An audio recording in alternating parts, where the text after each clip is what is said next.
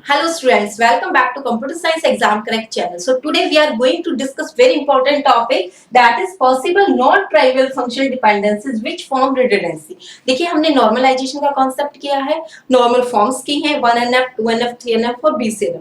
अब क्वेश्चन आता है माइंड में कि कितने टाइप की रिडंडेंसीज एक रिलेशन के अंदर पॉसिबल होती है. ठीक है, आपके माइंड में भी शायद ये क्वेश्चन आया होगा कि कौन कौन सी रिडंडेंसीज होती है जो एक रिलेशन के अंदर हो सकती है. ठीक है, अब जो रिडंडेंसीज होती हैं कौन सी नॉर्मल फॉर्म कौन सी रिडंडेंसी को रिड्यूस करती है या एलिमिनेट करती है. ठीक है, नॉर्मलाइजेशन तो हमने ये पढ़ा था, या तो वो रिड्यूस करती है रिडंडेंसी को या वो एलिमिनेट करती है. तो अब हमें सब सारी की सारी नॉर्मल फॉर्म्स हमने पढ़ ली हैं. अब हमें पता होना चाहिए कि कौन सी नॉर्मल फॉर्म कौन सी रिडंडेंसी को एलिमिनेट करती है. ठीक है, तो आज हम इसी इंपॉर्टेंट टॉपिक के बारे में डिस्कस करने जा रहे हैं. तो चलिए स्टार्ट करते हैं. Yes students, these are three types of the redundancies that can be possible in a particular relation.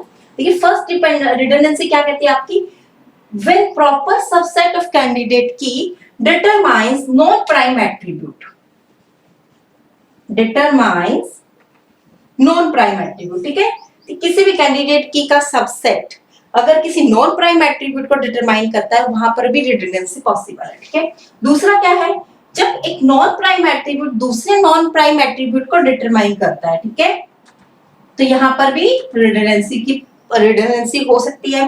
ठीक है, and third one is when proper subset of candidate key determines the proper subset of another, proper subset of another candidate key. ठीक है, इसमें क्या होगा कि आपके पास more than one candidate keys हैं.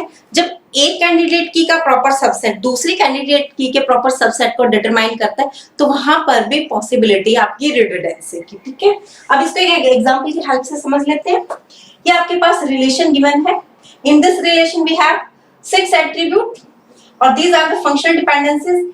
ए B tends to C D, D tends to A, C tends to F, D tends to F and A B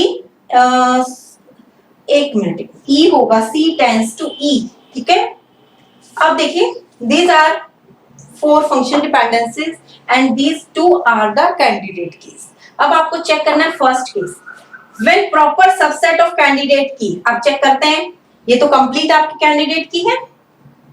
D क्या है, ये आपका प्रॉपर सबसेट है कैंडिडेट की का. ठीक है, क्योंकि यहाँ पे कैंडिडेट की है. जब proper subset of candidate key determines the non prime attribute, ये क्या है ए, ये ए तो आपका प्राइम एट्रीब्यूट है तो ये कंडीशन आपकी फेल है. C tends to E function dependency को चेक करते हैं, ये आपकी कंडीशन को सेटिस्फाई नहीं करता. क्यों, क्योंकि सी आपका कैंडिडेट की का पार्ट नहीं है. ठीक है, अब बात करते हैं डी टेंड्स टू एफ की. डी क्या है, ये प्रॉपर सबसेट है आपकी इस कैंडिडेट की का डीबी का. एफ क्या है, एफ आपका एक नॉन प्राइम एट्रीब्यूट है तो D tends to F.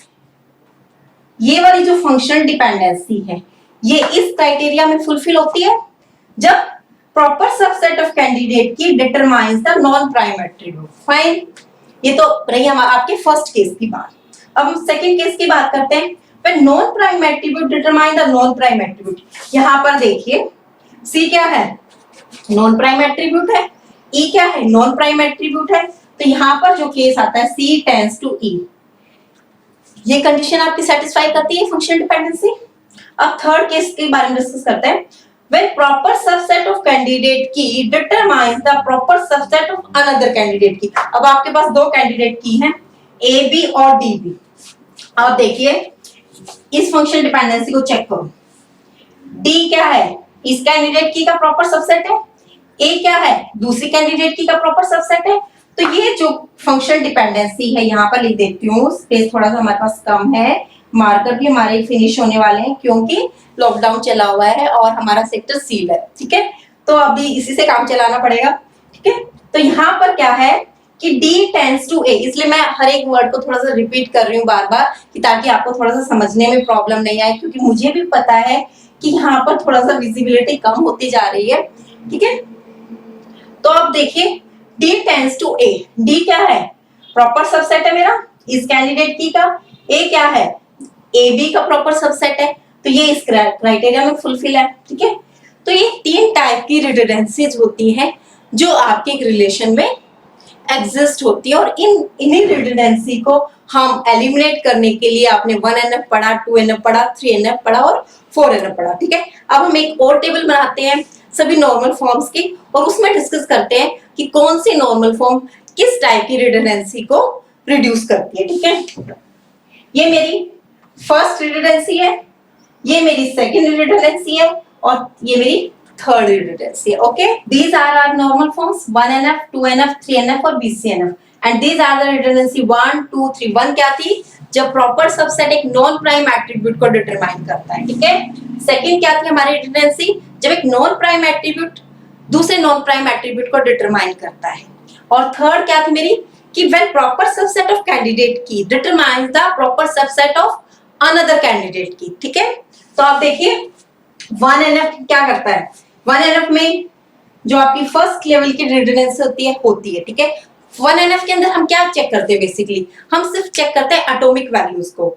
Every row and column intersection we must have a value. ठीक है, एक सिंगल वैल्यू आपके हर एक इंटरसेक्शन पे होनी चाहिए, मींस कि टेबल आपका कंप्लीट होना चाहिए। ठीक है, तो वहां पर सिर्फ हम कंप्लीशन की बात करते हैं टेबल की, तो 1NF के अंदर आपकी तीनों ही टाइप की रिडंडेंसीज पॉसिबल है। ठीक है, फाइन, क्योंकि वहां पर हम रिडंडेंसी के बारे में डिस्कस नहीं करते, सिर्फ हम टेबल कंप्लीशन पे ही फोकस करते हैं।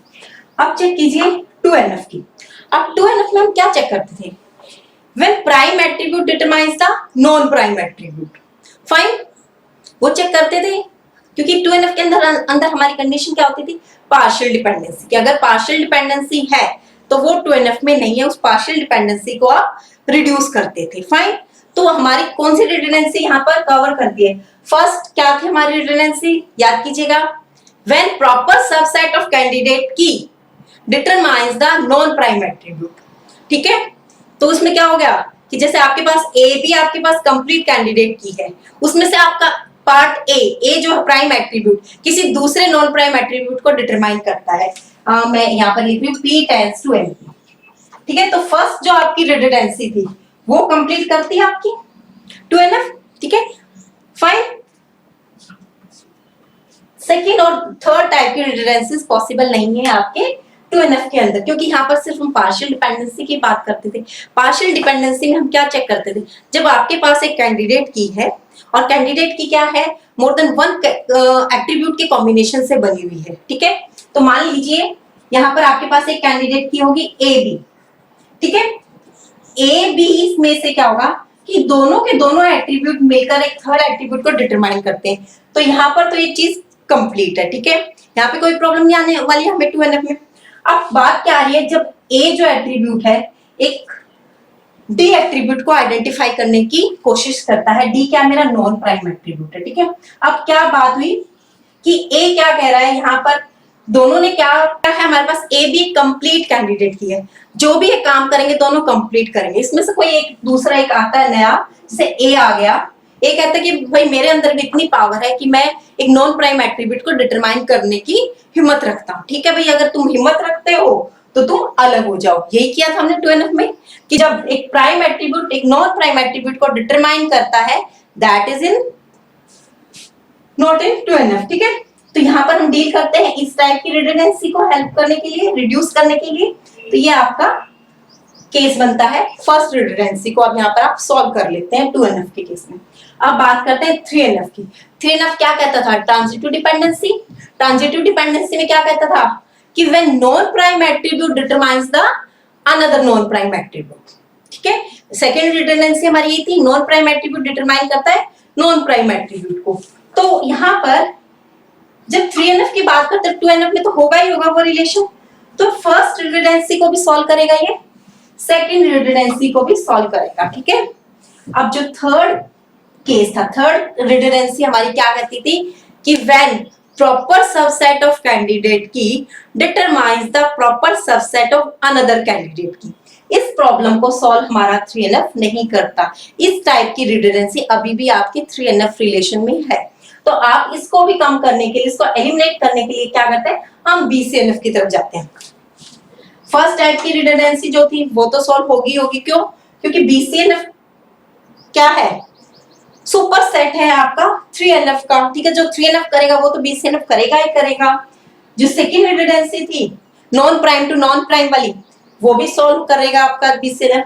थर्ड जो रिडंडेंसी है आपकी कि proper subset of candidate key determines the another proper set subset of candidate की, ये प्रॉब्लम भी आपका BCNF सॉल्व करता है। ठीक है, तो आप क्या क्या कह सकते हैं कि 0% रिडंडेंसी है आपकी कौन सी फॉर्म में, 1NF में। 1NF में हम कुछ भी डील नहीं करते हैं, सारी की सारी रिडंडेंसी, तीनों की तीनों रिडंडेंसी आपकी अवेलेबल होंगी रिलेशन में। ठीक है, और BCNF क्या है, 100%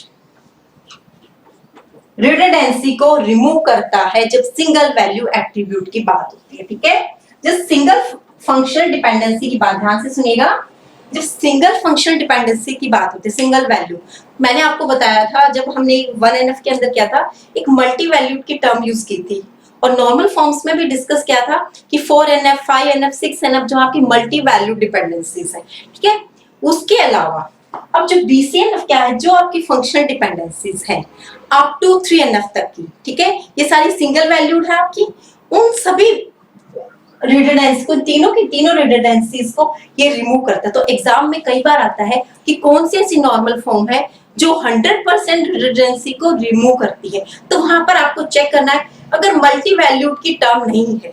ठीक है, सिंगल वैल्यूड फंक्शनल डिपेंडेंसीज के केस में BCNF 100% रिडंडेंसीज को एलिमिनेट करता है, लेकिन जब हम मल्टी वैल्यूड की बात करते हैं तो वहां पर ये 100% को रिजॉल्व ही करता है। ठीक है, तो आप क्वेश्चन को तो जरा ध्यान से पढ़ना पेपर के अंदर।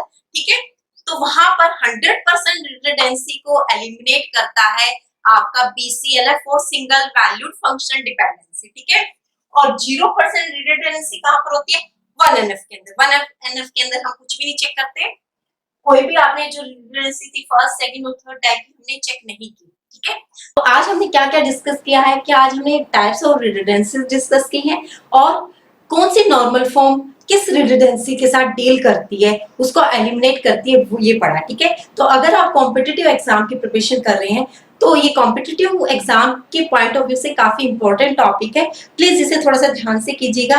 टफ नहीं है क्योंकि हम सारा आपको नॉर्मलाइजेशन मैंने पढ़ा दिया है। ठीक है, हर एक नॉर्मल फॉर्म की आइडेंटिफिकेशन बता दी है, डिकम्पोज कैसे करते हैं वो मैंने बता दिया है। तो अब मैं उम्मीद करती हूँ कि अब आपको प्रॉब्लम नहीं आएगी इस टॉपिक में, एक या दो क्वेश्चन आपके कॉम्पिटिटिव एग्जाम में आता ही आता है यहाँ से।